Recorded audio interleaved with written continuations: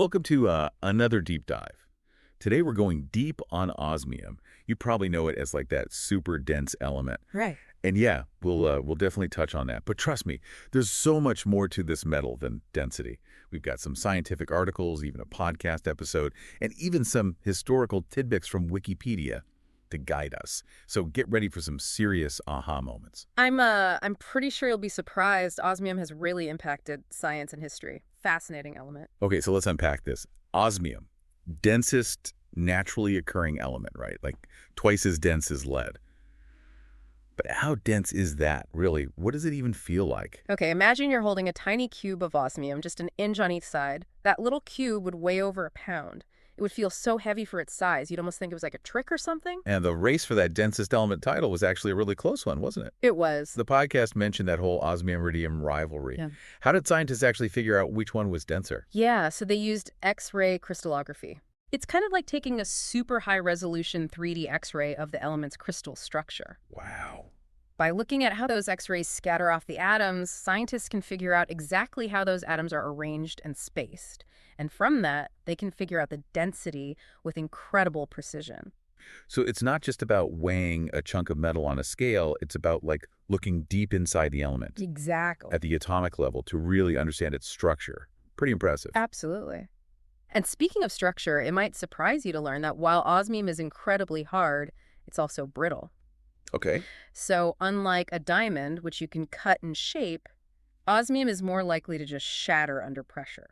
So it's not just about being the strongest or hardest, it's about how those atoms are actually packed together. Okay, moving on from density.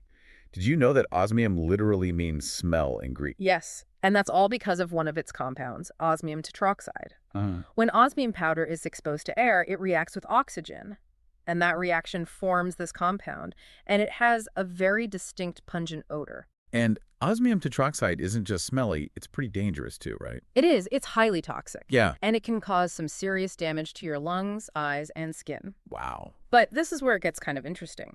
That same toxicity makes it incredibly useful in fingerprint detection. Hold on, you're telling me they use something this dangerous to like help solve crimes? Yeah. How does that even work? Well, so osmium tetroxide reacts with the lipids Okay. or the fats that are naturally present in fingerprints. This reaction actually makes the fingerprints visible, so investigators can gather crucial evidence at crime scenes. Wow. So this toxic compound that you wouldn't want anywhere near you is actually helping to catch criminals. That's wild. But is that all osmium is good for? No, not at all. It's a vital component in a range of applications, from high durability alloys to advanced microscopy techniques. We also can't forget its role in a Nobel Prize winning chemical reaction. Wait, Nobel Prize winning? Okay, you're going to have to tell me more about that. Yeah. So it involves a reaction called the sharpless asymmetric dihydroxylation. Now, this might sound a little technical, but essentially it's a way to create very specific molecules that have a very particular 3D structure. It's like building with Legos, but on a molecular level, and osmium tetroxide plays a crucial role as a catalyst that makes that whole process possible. So a reaction that essentially revolutionized organic chemistry, and osmium was right there at the heart of it. That's impressive for an element that most people probably couldn't even point to on the periodic table. Right.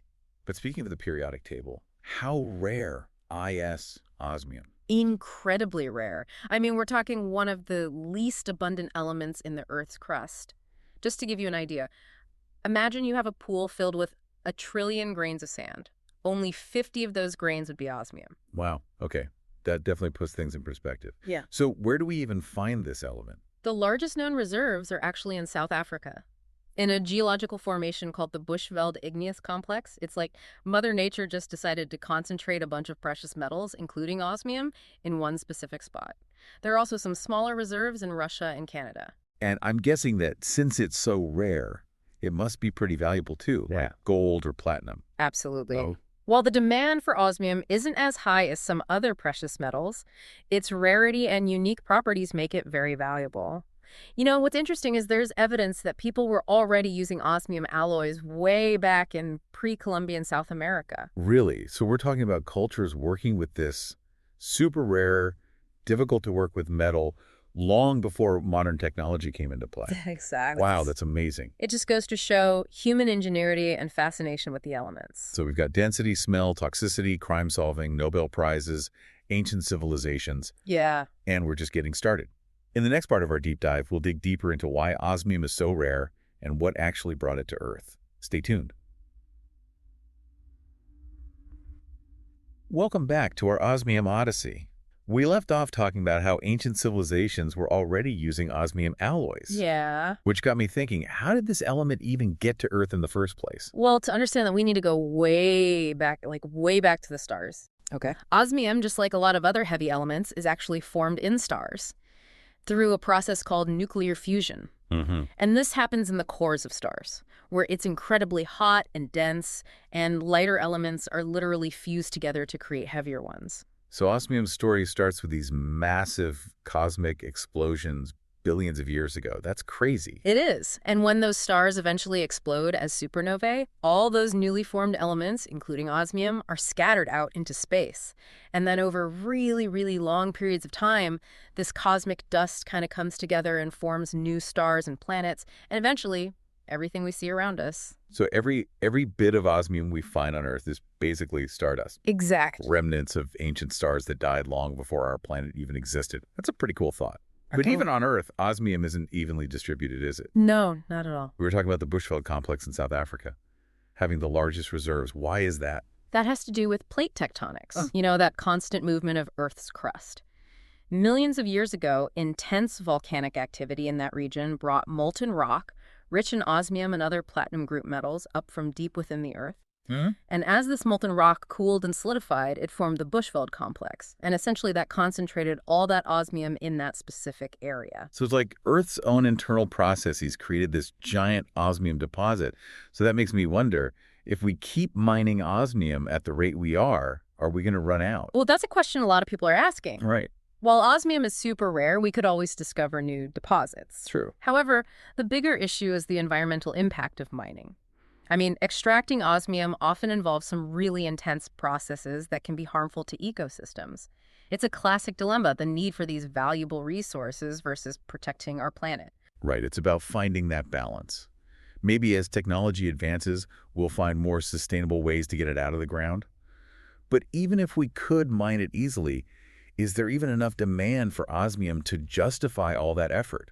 That's a good point. The demand for osmium is actually relatively low compared to metals like gold or platinum. Right. And that's because its uses are very specialized. You're not going to find osmium in everyday objects like you do with gold or silver. So even though it's this incredibly dense, rare element with a wild origin story, it's not exactly a household name. Exactly. I mean, most people probably aren't thinking about the osmium alloy in their fountain pen tip or the crucial role it plays as a catalyst in certain chemical reactions. But in those very specific applications, you can't replace it. It's almost like osmium is this hidden champion of the periodic table, a behind-the-scenes player that's making a big impact in its own unique way. I like that. I'm finding myself more and more fascinated by osmium as we go deeper. It's like unraveling a mystery. Each new fact reveals another layer of complexity. That's the beauty of exploring the elements. Each one has its own story, its own characteristics that make it unique and essential to the universe as we know it. Osmium has certainly lived up to the hype. From its cosmic origins to its role in Nobel Prize-winning chemistry, it's been quite a journey. What's next on our osmium adventure? Well, in the final part of our deep dive, we're going to look ahead to osmium's future potential and the challenges that lie ahead. Get ready for some really thought-provoking possibilities. All right, we're back for the final part of our osmium deep dive. We've gone from the heart of exploding stars to the depths of the Earth's crust. And along the way, osmium has proven to be anything but boring. But what about its future? I mean, where does an element like this go from here? That's the million-dollar question, right? Right. While osmium's current applications are pretty specialized, its unique combo of properties suggests there's so much more potential just waiting to be unlocked. Okay, so let's put on our futuristic thinking caps here. What are some areas where osmium could really make a difference down the road? Well, one area that holds a ton of promise is catalysis. We talked about how osmium is already used as a catalyst in certain reactions, but there's ongoing research into expanding those applications even further. Think about fields like pharmaceuticals, material science, even sustainable energy solutions. So osmium could be a key player in like developing new medicines, creating cutting-edge materials, maybe even helping us transition to cleaner energy sources. Exactly. And researchers are super excited about osmium's potential in fuel cell technology. Fuel cells are those devices that convert chemical energy directly into electricity, and they have the potential to be way more efficient and eco-friendly than our traditional combustion engines. But how does osmium fit into all of this? Does it make these fuel cells work better somehow? It can, yeah. You see, osmium-based catalysts are being explored for their ability to really improve the efficiency and durability of fuel cells. The challenge, of course, is finding ways to use osmium that are both effective and cost-effective. Right, because we've talked about how rare and expensive osmium is. So even if it could revolutionize fuel cells, there are still those practical hurdles to overcome. Are there any other challenges we need to keep in mind when thinking about osmium's future? Well, one of the big ones, as we mentioned before, is osmium's toxicity, specifically in the form of osmium tetroxide. Any new application involving osmium would really have to put safety first and minimize those risks associated with handling this compound. It seems like a lot of osmium's potential is tied to this double-edged sword. Incredible properties, but with some inherent risks. Yeah, you hit the nail on the head. And that's exactly why ongoing research is so vital. Scientists are always looking for new ways to work with osmium, developing safer handling techniques, and searching for alternative materials that might offer similar benefits without that same level of toxicity. So it's all about finding that balance, right? Right. Pushing the boundaries of what osmium can do while also being super mindful of the risks. It's a delicate dance, but one worth doing, because those potential rewards are huge. As we learn more about osmium and as new technologies emerge, who knows what we might discover? We started this deep dive, wanting to learn about the densest element on Earth, but we ended up going on a journey that spanned billions of years and touched on everything from astrophysics to criminal forensics to the future of clean energy. And that's the beauty of a deep dive, isn't it? Yeah. It's about so much more than just the facts. It's about making connections, challenging what we think we know, and sparking that sense of curiosity about the world. Absolutely. I mean, Yeah. we've seen how an element that most people have probably never even heard of can have such a huge impact on our lives and on the future of our planet. It makes you wonder what other hidden wonders are out there, just waiting to be discovered. For sure, there's a whole universe of knowledge out there just waiting to be explored. So to everyone listening, we encourage you to keep learning, keep exploring, and keep asking questions. You never know what you might discover. Maybe you'll even be inspired to take your own deep dive into the amazing world of elements. Until next time.